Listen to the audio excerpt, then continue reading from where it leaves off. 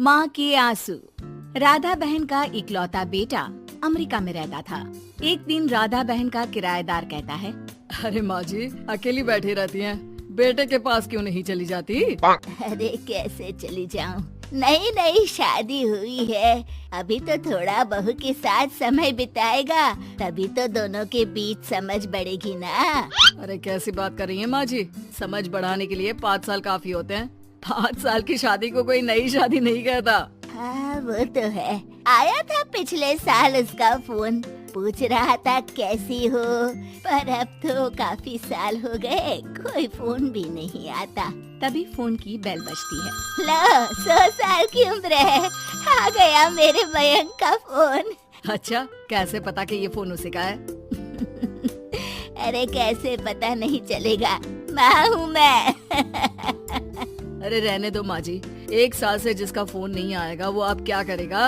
होता भी वही है, फोन पर मयंक है। कैसी हो माँ? अरे बेटा तेरी आवाज सुन ली, अब तो मौत भी क्यों ना आ जाए, बहुत याद आती है बेटा।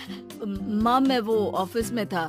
अच्छा माँ, वो रीना बोल रही थी कि तुम अकेली रहती हो इंडिया में, वो ठीक नहीं है। अब बुजुर्ग भी तो हो रही हो, अकेले पकाना खिलाना, वो चाह रही है कि अब तुम यहीं आ जाओ, हम लोग साथ रहते हैं ना। राधा बहन की आंख से पानी गिरने लगता है, वो कुछ नहीं बोल पाती।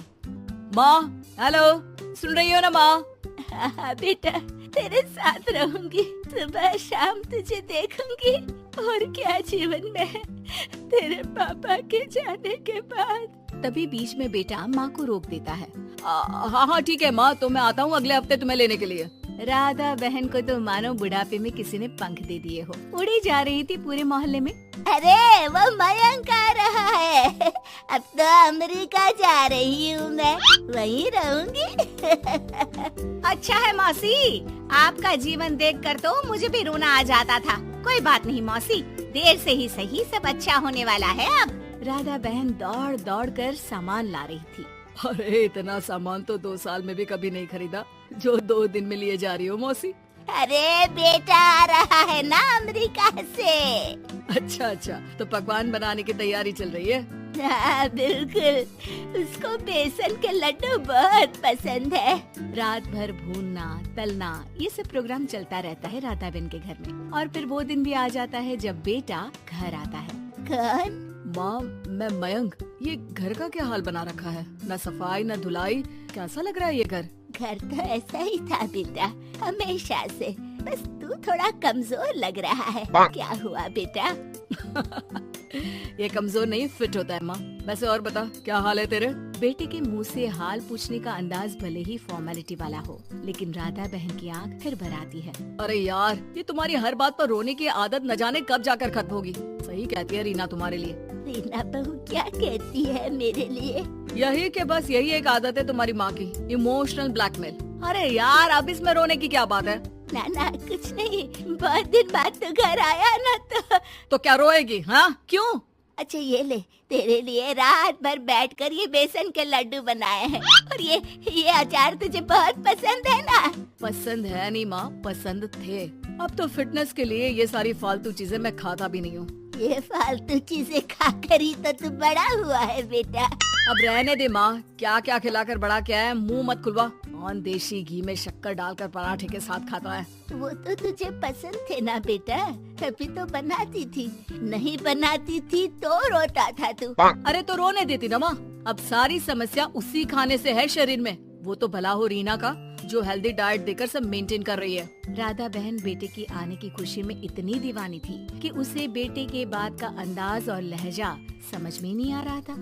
अच्छा रुक, पालक वाली दाल बना देती हूँ। रहने दे माँ, मैं होटल से ऑर्डर कर देता हूँ। इतने साल बाद होटल का खाना, माँ के खाने की याद नहीं आती थी।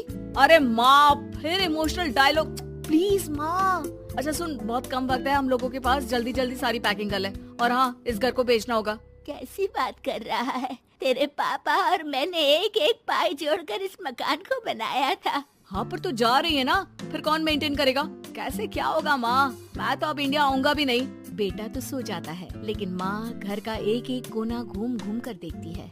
सही बात है, क्यों मोह माया जोड़ रही हूँ मैं इस घर से। आखिर बेटे के साथ रहना ही तो होता है हर माँ बाप को, लेकिन इनकी यादें हर एक कोने में है। खैर, औने पौने दामों में घर को बेच बेटा और माँ एयरपोर्ट के लिए रवाना हो जाते हैं। माँ यहीं बैठ, मैं अभी आया। नहीं नहीं बेटा, मैं साथ रहूंगी, पहली दफा आ रही हूँ ना। अरे माँ, टिकट, बोर्डिंग, सामान, चेक इन 10 काम है, करके आ रहा हूँ ना। ठीक है, जल्दी आ जाना, यहाँ घबराहट होती रहेगी।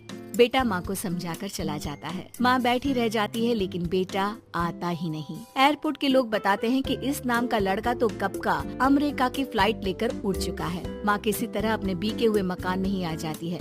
मुझे कुछ दिन रहने दो, पता नहीं क्या हुआ, हो सकता है कोई मजबूरी हो बेटे की। नया मकान मालिक कहता है, अरे माँ जी, कमरा तो मैं आपको दे दूँ, पर भाड़े का क्या? पति की पेंशन भी है भैया।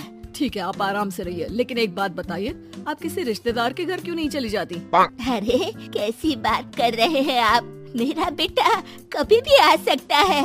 अगर मैं उसे यहाँ नहीं मिली तो